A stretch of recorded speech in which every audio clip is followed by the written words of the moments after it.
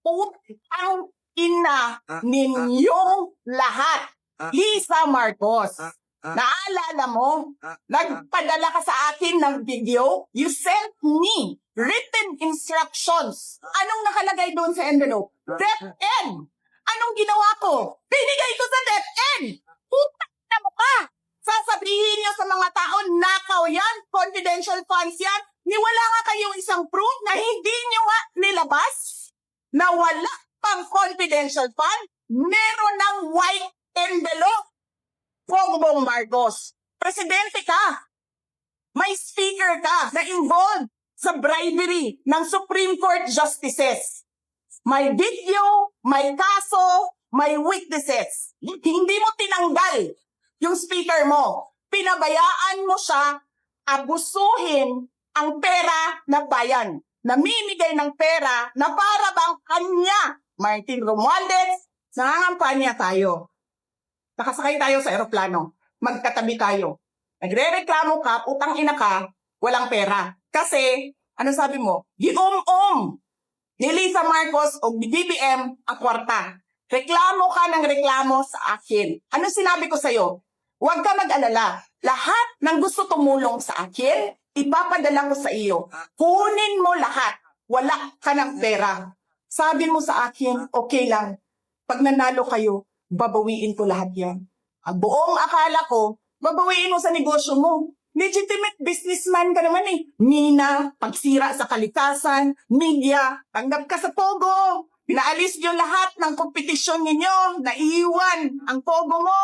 May nagsasabi pa, tumatanggap ka sa smuggling, sa droga. Tapos kuha ka sa National Treasury. Akin ito.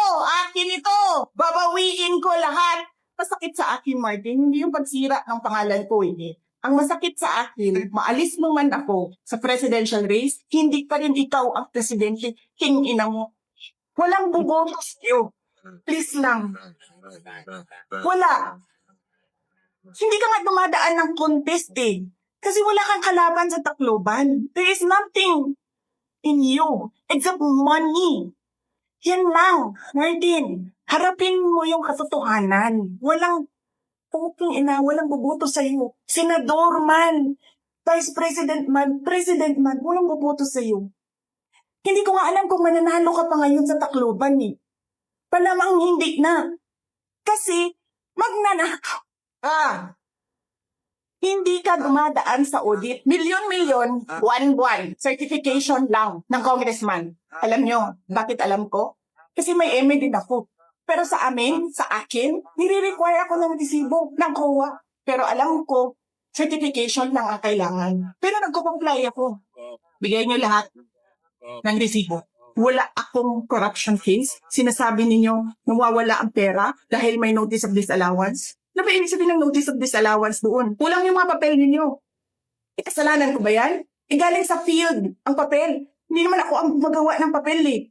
Walang nag-audit sa inyo. Sino ang nag-audit ang confidential funds ng Office of the President? Wala.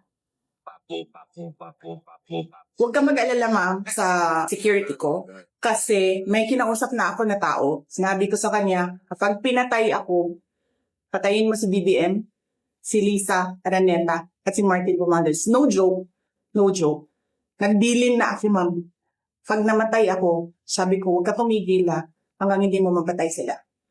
And then he said yes.